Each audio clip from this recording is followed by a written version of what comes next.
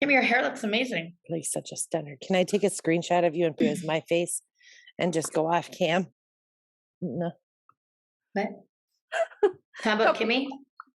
I just told her she looks good. Her hair looks amazing. Her Do I makeup have a looks amazing. microphone on? Going on here. Can you hear me? I can hear you. Okay. Wait, I thought you were talking to Jamie? Oh, Oh, I'm talking about you. you. What the Oh, I thought you were talking to Jamie. Bueller? Sure, you can, no problem. I'm used to us always complimenting Jamie, so I was Jamie. Check. Hello and welcome to Table for Five with no reservations. Take a seat at the table for a fresh, sweet, salty, tart, and pleasantly bitter conversation. Thank you for taking a seat at the table. Tonight, we are chatting about a little PSA to providers and teachers. We're just going to talk about some of our experiences and hopefully give some insight to sitting across the table from people who come into our lives. Tonight, I have Jen. Hello. Kim. Hi. Jamie. Hello. Rachel. Hello. And I am Tabitha. And so we thought we would start out with just discussing like the most impactful thing that a provider has said to us, or that has made the most difference for our family, or was the most helpful to our kids. Just starting it off with these stories to kind of give an insight to things that make a difference for us as parents to autistic children. So Jen, do you want to start? Sure. I think for me, we had a lot early on, not great luck with therapists. And when we got lucky enough to find her SLP, she said something to me when we went every Saturday. And I was kind of bitter about going every Saturday. It's Saturday, work all week, spend your weekends, your kids in therapy when your friends' kids are in dance and soccer. Anyway, I'm getting off topic here. We were doing the Hannon program, and it was a book called It Takes Two to Talk. And it was a book, and I had to read the book, and I was kind of, I have to read this book. And she said, if you don't put the work in at home, she will never be successful. It is as much up to you to put the work in as it is for Kaya, maybe even more important for you to do the work. And I was like, and just something in that shifted my whole thinking of everything I was doing with her. So yeah, that was big for me. And then, this SLP just went the extra mile, and she came to school meetings with me because I didn't know anything and I didn't have anyone, and I was trying to navigate this new system in the world of special needs. So yeah, her speech language pathologist was life-changing for us. Jackie. Go Jackie. Go Jackie. What about you, Jamie? For us, I think about a couple people. The first person was someone during Jesse's school diagnosis who was like our lead.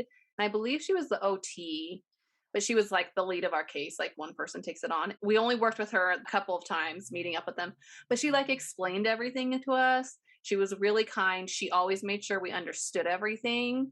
She always made sure if like she noticed someone else in the group, like if the SLP were saying something kind of weird, she'd be like, do you understand that? And I really appreciated that. But also Jesse's special education teacher in preschool, I've told the story probably like 3 times on here, but she was the one when like the team that diagnosed him, they're like, we're not sure, blah, blah. She, after having him for a couple months, she just came out and said, oh yeah, this is autism. And that changed everything for us. Like, I don't know if she was supposed to say that.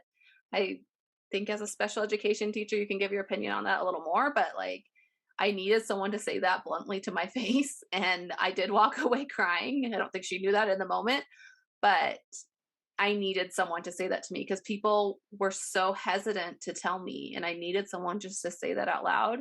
And then she just became someone I could trust. I can still message her and ask her about things.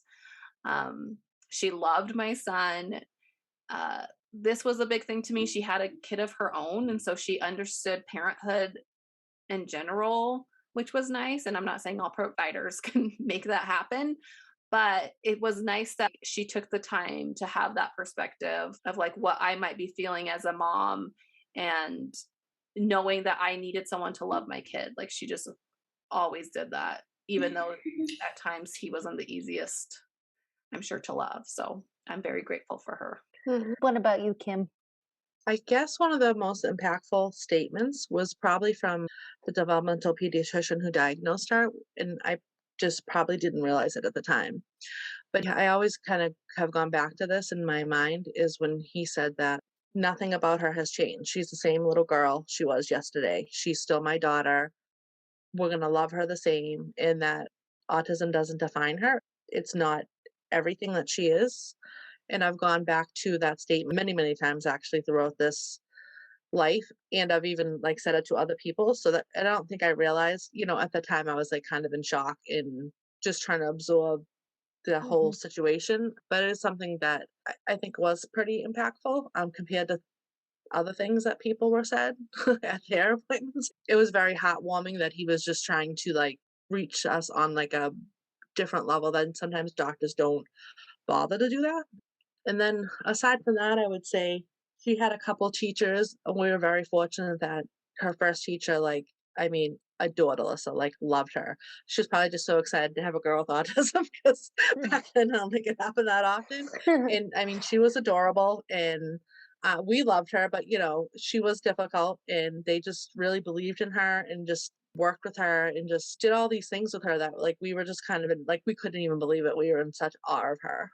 And then she had another teacher a few years later who was just a very young teacher, like straight out of school. Nobody had a lot of confidence in her, but I mean, she changed Alyssa in so many ways. Like she really believed in her and she really worked so hard to like make her successful and to do things and to try things and do all the parties, do all the things. Like she left no tables unturned for like trying to include these kids. And she was like kind of ahead of her time, I think. And I just think it really impacted Alyssa and all the kids that she worked with, really. Mm. And it's just nice to have somebody who really cares about your child. I mean, it's different. We're not sending our kids to school necessarily for an education the way you would with your typical children. They spend that 9 months with them and then they're done. She was with this person for 3 years. So it's really important that, they have such a good relationship with them. So, I mean, I think we've been pretty lucky with all her teachers that she had as far as how they were towards Alyssa, maybe not always how they were towards us or me personally or us as a family of really always understanding the family dynamic. But as far as them like believing in her and pushing her and, trying different things with her, I think that we were lucky, I believe. Yeah. What about you, Rachel? It's so powerful to me that all the providers have chosen our kids. I don't take that for granted. I feel like it's so powerful that, Lacey, if you think about Lacey, there's like this 26-year-old skills worker that, volunteered at a crisis nursery and it changed her when she was younger. And she lives to serve families like ours and to keep a family from falling through the cracks completely. And for us, I feel like Lacey in particular, our skills worker, she gave us so much time and she really was committed to me and Billy and I and Seeley and Billy and Seeley and me and Seeley. Like it was so many different facets to what she cared about that I would guess when my daughter is 60 years old, Lacey's still going to top our list. I will say that the most powerful provider moments have always been when somebody's a straight shooter with me. When we were at her 4-year well check and the lady said, she is severely atypical. Now that sounds like shit bedside manner, and we've talked about that before on this podcast. Her psychiatrist at Mayo Clinic has also just been very clear with us. He once straight face into the Zoom camera said, you cannot help her. You need to help yourself so that you can get through helping her. Like there is not a quick fix. And I've written a lot about that statement he made because it was really powerful, but Mhm. it doesn't translate well. People think that he's giving up, but really what he was deeply saying to me is that we need to get support and that without supporting all of us, there is no helping her. And it changed a lot this past year for us. The hardest part for me in dealing with providers is if I trust you enough to help my family, I expect that you would be a straight shooter with me.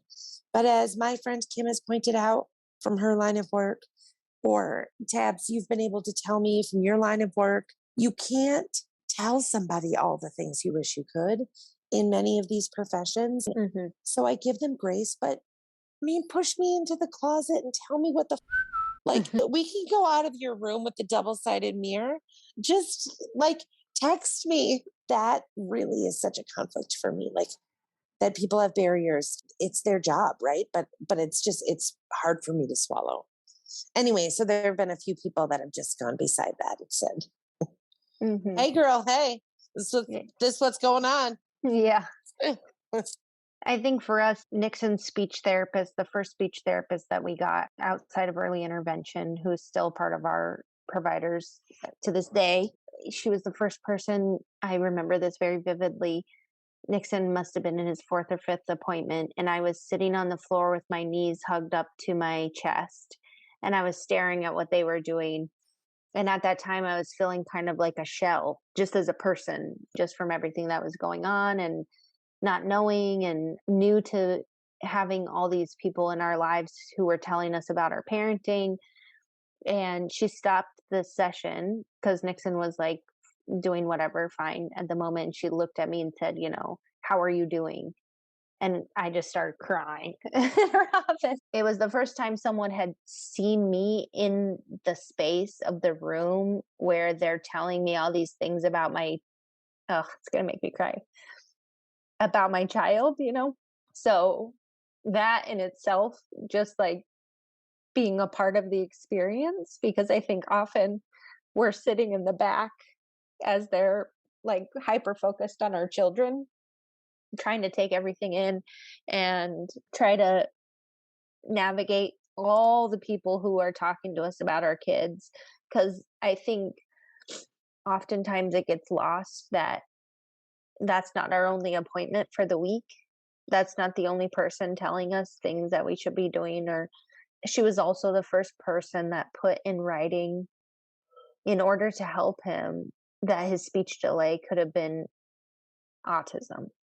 And it was right before we went in for our appointment with the developmental pediatrician. And I shot back that email quick. And I was like, "What are you saying? Am I reading this correctly?" No one had sent that to us up to that point, and reading it like took my breath away. And she was like so straightforward with me, and she was just like, "This is going to help him get services. I'm putting in there that it could possibly be autism. I can't diagnose him, but you need this in your report in order to get him qualified for the speech therapy and get your insurance to pay for this." And I'm sure she could see what I couldn't see in that moment. But I had, Tabs, we just talked about this week, and you were telling me like you don't even know what services are yet. yeah. And she's just so, I'm willing to say this to help. Yeah, and she didn't say he had autism. She said his speech delay could be caused by autism, possibly. It wasn't even like her directly outright. I think I have, let me see. Oh, she updated it after I emailed her back saying we don't have a diagnosis. That's what I shot back to her in the email, was like, "What are you saying? We don't have a diagnosis for him." And she said, in the updated versions, I said the difficulties could possibly be caused by ASD. So she put in the report that it was possibly autism, but obviously she's a speech therapist, so she can't diagnose autism. Looking back, like my response was like heightened, and I was like, "What the actual F am I reading right now?" And she was so experienced and great that you could tell immediately that she knew what the response back to me should be, to not make me feel out of place or feel like I was overreacting or being crazy for my response. She's fantastic. I mean, we are so lucky to have her on our team, and just like a warm, kind. And recently, she connected me with another mom in the area who was having struggles navigating some stuff. And she asked me if I would speak to her because of how quickly and how well we've been able to navigate some of these systems. I'm like, of course, send her my phone number. Like, I would love to help another mom anytime, if you have someone. So she's just like a bridge of a person. Like, she knows how to talk to me. She knows how to help my kid. She's also out there seeking resources for other people to connect with each other. Just a fantastic human being. So lucky. One thing I wanted to mention was Jackie was the first therapist that actually took an interest in, had a vested interest in her, and not for selfish reasons. And it wasn't to, our entry into therapy was just money, money, money. It was nothing to help my daughter. So finding her was life changing. But I met Chelsea through Jackie. She recognized as an SLP that my daughter needed OT. She said, Jen, this is a girl she needs. So instead of, trying to keep her there all the time, she recognized that Kaya needed occupational therapy because most of Kaya's speech sessions were done on Jackie's back being hung upside down to get that sensory input. And then I met Chelsea, who was Kaya's OT, who also came to school appointments with me. I mean, these two therapists stepped way out of what they needed to be doing to help us. And then Chelsea was with us through the medication stuff. I don't know how we got so lucky getting those two. I mean, two therapists that literally changed my autism journey with my daughter. I mean, they really, really did. Jackie very early on, and then Chelsea smack dab in the middle.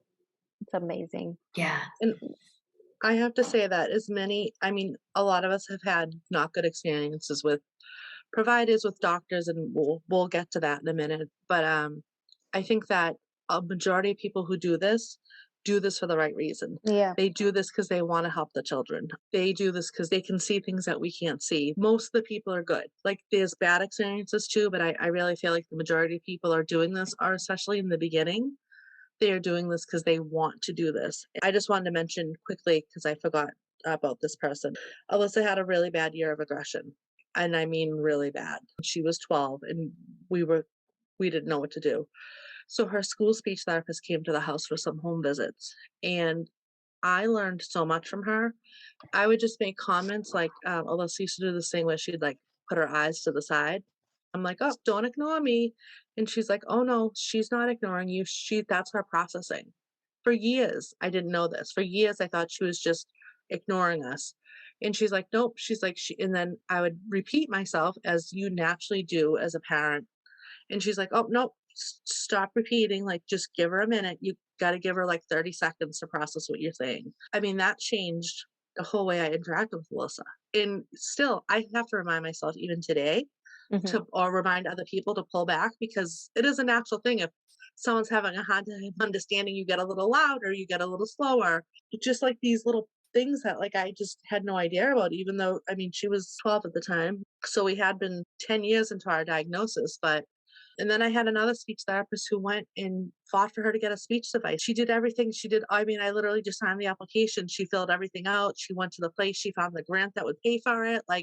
They were advocating so hard for her. And I don't even think I really, truly realized it at the time. But then when you hear all these other stories from other people, it's like, you're like, wow, because that was brand new at that time. So these things were like, iPads weren't out that long. They got her an iPad. They got her the Perlo To Go app. They got her, a case, everything completely covered. So that was pretty cool too, But my point is, I think that, the majority of these providers are really for our children. Yeah, I was going to say, I think it's like Rachel said, like the Lacey's of the world that are extraordinary, the Jackies, the Chelseas. And this is, the mass majority, I don't know. It's such a high turnover. They don't seem to understand our kids. They don't seem to have any interest to learn about our kids. It's an in and out position. I mean, that's the experience we've had. That's so I'll be very clear. And I found that in Vancouver and the bigger centers, that it was just this massive turnover. I mean, they couldn't even keep receptionists in the damn building. So let alone therapists, you know what I mean? But that's just the experience we've had. Very far and few have even taken an interest in autism, let alone being a provider working with my child. So that's the thing I was gonna, that's the thing I was gonna go to next. Like, what do you wish that people understood more about our kids, or about, as you've gone through these systems, as you've sat across these people who are talking about our kids, who are working with our kids? What would you say that you wished more people were aware of or knew of, or in your experience, whoever wants to jump into that? I would say the biggest thing for me, and it's something very simple, is they need to learn to listen to our words because we know our child better than anybody. And a lot of times they talk over you, they talk around you, they kind of yell you to death. And I know parents in general can be biased and parents in general can be subjective, but this situation is so different. Like when I say my daughter doesn't sleep, she doesn't sleep. That's what it means. It means she doesn't sleep. It doesn't mean she sleeps only 7 hours. It means she doesn't sleep. Or when I tell you that you're not going to be able to get a needle in her arm, you're not going to be able to do it. That to me is the most frustrating thing is when they never seem to listen to you. I don't know. To me, that's the biggest thing. It's like if you listen to us, you would just cut out so much middle stuff that's completely unnecessary to put our kids through. And I don't again, know our kids are different around other people. It's even, I mean, neurotypical children do that. They behave differently in front of their parents than they do for a teacher or a babysitter or whatever it might be. And therapists, early on, I asked one of the therapists that was in my home doing behavioral intervention, and she actually told me she had no idea what autism was. It was her first day. Oh But gosh. she was a teacher and then switched over into this profession. So I think it's lack of training. I think it's just all that kind of stuff. And it's like you said, Kim, when you say your kid doesn't sleep, like they don't seem to have this in-depth knowledge of autism, the true. Except Alyssa psychiatrist, because she told me, remember what she told me? She goes, yeah, I don't know if you're aware of this, but autism and not sleeping go together. It's like very common with That's You're in not aware. Lulu's And I'm like, you don't 25th say. year. You're not Wasn't aware that of last this. year, I don't know if Kimmy? you're aware of this. Yes, Thanks for everybody's telling me now. aware of this. Everybody's aware of I just had no idea why she wasn't sleeping. I just thought it was some random. You should try melatonin for that. Two things. They didn't go together. Yeah, have you tried melatonin, Kim? Have you heard I of it? think, what you guys are kind of hitting on too, it's very rarely do we work with someone who specifically works with autistic children. So our pediatrician is treating my son, but they aren't necessarily an expert in autism. But if you have patients who are autistic, you might want to do a little research. And not just what you quickly read about before you come in the room with me because you're like, oh, I need to recommend that she does ABA and this and that. Maybe read a book by a parent of an autistic child, read an account from an autistic person, like reach outside of what you think you're just supposed to say and know, and just do a little more to understand. If you don't have an autistic patient, I would get why you wouldn't know. But the moment you find out one of your patients is autistic, just take like 30 minutes and research it a little more and get to know and show them that you care. And I think the same thing, we've had speech therapists who know about autism and don't, because not all their patients have autism. And so I think from our point of view, sometimes we get so caught in this world and we're like, oh yeah, you have patients that aren't autistic, but you do have clients that are autistic. So maybe learn about that or ask us, like, what is your child like? And also just like going back to an episode we did in the last series, like autism means a lot of different things. So don't come in with assumptions about my child because you worked with another autistic child. It's not one size fits all. My son can speak, some can't, but he can't communicate properly. And we've had great providers that do that stuff. And then we've had providers that clearly don't. And it's just like so awkward.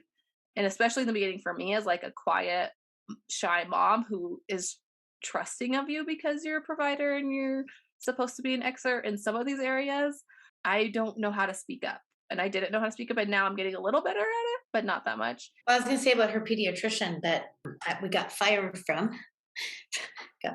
She said, can't you just get her to sit down? Is she always this busy? Why is she touching the things on the wall? And I looked at her and I said, she has autism.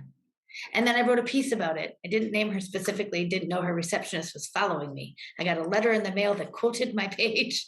And it worked out. It was the best thing, actually. I didn't like her. She just had no bedside manner. She was a pediatrician and could not understand my daughter on any level how busy she was.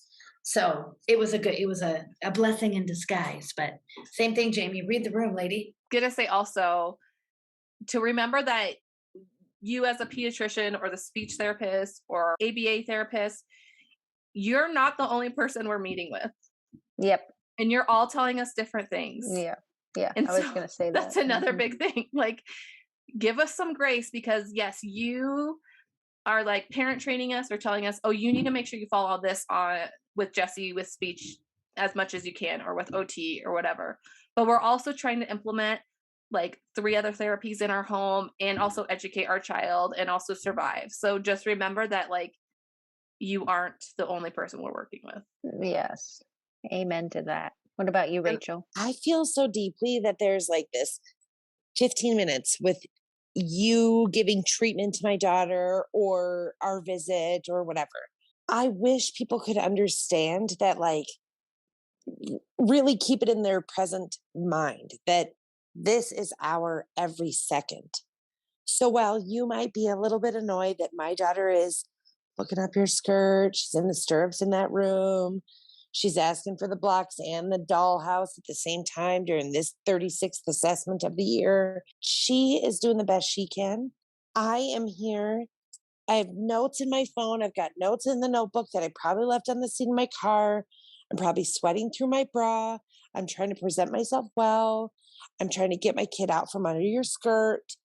And I still need to communicate with you because I booked a appointment. I get so frustrated that it's so hard for you to endure 15 minutes and disrespect my parenting at the same time when this is my whole life, every minute of my whole damn life. So that's tough. Like, that's tough for me. I think that that's where the people that have done well for us have either been really integrated into our lives, which we welcome. Oh, hey, new doctor to our team. Would you like to come for a 6-day sleepover? Because I would have a sleepover to show them what this is. Like, but integrated services in our life where they listen or they're physically here in the point of strugs. Because I don't know, you can talk. She knows the idea of safety in a car, but until you're putting her through the paces on a bumpy road with a seatbelt hitting in the wrong place or ears popping or whatever the heck triggers, you're not helping her in the car. You know, I get really annoyed about both the disconnect and the fact that people can just refer you if it's too much. Like, yeah, I'm going to put up with you until I'm done with my 3 brainstorms, which are going to be clonidine, which are going to be Ritalin, which are going to be this. And then if that doesn't work, or this play therapy in 14 sessions, then I'm going to just refer you to the next mofo. And that's usually fine because you're about to get fired, but it's just frustrating. well, and it's the simplistic suggestions they make sometimes, you know, and you're like, I'm not at the goddamn sleep study at Mayo Clinic because I haven't tried Benadryl. You know, like, Yeah. don't the guy that took my daughter at inpatient suggested melatonin. I cannot wait to get out of that building, to cry with my husband, and to call you guys, tell you what an idiot just took my kid. You know, it feels like somebody's judging you, slapping you, hugging you, and being like, "You're a hero, and you're doing it wrong." Yeah. I was gonna say my biggest like thing I wish other people understood, and we've seen this with providers as well as like in the school system, is that my kids can hear you. They can hear you. They're in the room. They can hear what you're saying. Watch your words about them. Look at them and understand that they're a person standing in the room with you as we're talking about them as if they're not in the room. And we don't know what they're absorbing, period. That's it. Just remember that my child is there. And if you're present. questioning that, play Blippi for like 13 seconds or play The Lion King because you'll know how quick they're listening. Yeah. And then my other thing was the have you tried this? If you see a parent gloss over the second you say, have you tried this? Because we've been down 15 avenues of trying the things before we're actually asking you for a solution. Yeah. We've To be clear, we've tried it. gone to the resources. We have tried the things, everything you can Google on the internet, people. Whatever's on the list, we've tried it by the time we get to you. And so come up with something Yeah. creative besides the have you tried it solutions. But also understand that like the gravity of what you're telling us in one moment verbally, for me specifically, I might not be able to absorb at that time, because I just sweated my way from the parking lot into your lobby with my 2 children, and it's 100 degrees in Arizona, and there's 47 rocks / a pond on our way into your thing. So if you're trying to give me solutions in the lobby in 5 minutes, I'm probably not going to hear what you're saying. If you could shoot me an email with like a follow-up or a text or Yes. something in writing Or even if it's the first time you're getting that information yeah, of like your child might have this other thing or something, and then you like try to give us information after that, that's not going in. no, The same thing no, for that. no. We just heard the first line. The other thing I want to say is that this sticks with me still to this day is when we took Nora to get her autism evaluation. It was at a center. We were going there to see a psychologist, but it was at a center that provided ABA. And I overheard the staff like talking about a mom canceling her child coming in that day because she couldn't get him dressed and out of the house. And they were saying to each other, they were saying, what do you mean she couldn't get him up and get him dressed? Like, just get him in the car. That is not a thing, people. If we literally say we cannot do this, it's because it is impossible to get the shoes on, to get the jacket on, to get in the car, to drive there, whatever the circumstances may be. We're not just saying that to cancel an appointment. If she said, I can't get him out of the house, it's because something was happening that morning where they could not leave the house. And I guarantee she wanted to get out of the house with her child to get them to that place. And you making judgments about her not being able to do that, even though she wasn't in the presence, I guarantee there's a vibe about it that we pick up on. Show us some grace. I mean, really, we're trying the best we can. And sometimes we just can't. We can't make it to that appointment. We can't make it to the car. We can't make it to the thing. We got to cancel because there's only so much bend that we can give. And some days you just are walking through your day and that's the most you can do. You can't, I can't speak for everybody's kids, but my kid, you cannot hurry. You can't. Right. You can't hurry. There's no such Mm-mm. thing in her life. She has no concept of time, no concept if we're going to be late. And the more you try to hurry her, you lose 5 minutes, you lose Yep. 10 minutes. And even when you're not saying the words, she knows. So it's like you have to have so much patience. Yeah. Even though in your mind you're screaming like, we gotta go. Like it's Yes. that's Yes. the things that I feel like they just don't have the understanding. Those So- goddamn receptionists are the most judgy people ever. I was just like, what are these people saying right now? We're in the lobby. I can hear every word that you're saying. That poor mother. Like, I'm Well, just say that for imagining other her. mothers too. I I'm just made- like, excuse me, what are you saying right now? What are I don't you understand what saying? you're saying. What are you saying? And I just made up this whole person in my mind, like this mother at home with her son, like struggling to get out the door. Like, I imagined this whole experience. And even if she might have gotten him out of the door, it might not have been safe to drive with him. Right. So that's the part, and these are people that are evaluating your child. This is what makes my blood boil. Yeah. Mhm. They have no idea about a child on the autism spectrum. To make that off the cuff comment Yeah. means they know nothing except the gosh darn stuff they data chart, which is irrelevant, useless, and a waste of time. I'm Yeah. gonna leave that part out of this. That's my rant about it. Yeah, so that was the psychologist that we were there to meet was fantastic. The staff for the programming or whatever, whoever it was, I don't know, the randos waiting in the lobby to pick up the kids. They're not randos; they work there. They're employed by the agency, but they were having this Just discussion. clarify. And then it hit me like those judgments we feel. I know that I've left places with people looking at me a certain way, and I literally want to scream, like, what the actual people? Don't look at me that way, because I'm doing my best that I can do right now in this moment. And I felt that many times. If you're And- showing up, you're trying. Yeah. I say Don't it so judge me loud. for trying. Don't try to say I'm not trying, because I'm there and I'm trying. So don't talk about me. I won't. Yeah. I say it so loud. I'm like, Celia, I know you're doing the best you can. Mommy is too. We've been having a really tough day. Like, Yeah. Yeah. So what we wanted to say was thank you to all of our amazing providers, because I believe this with my whole heart. You can change someone's life with one thing that you say to them on one certain day. Amen. That is my mantra for life. You never know the impact that you are having on people that are sitting in front of you. Also try and learn a little bit more than what is in the textbooks from the people that are sitting across from you. Ask about our children because we know them best. It's not going to be the same as the next kid who's in your next speech therapy or your classroom or your center or whatever the case may be. And Kindness goes a long way. kindness goes a long way. And also, we've tried the 15 things that you're about to suggest to us already. Most likely. Most I likely. want to say that, Shoot it in an email.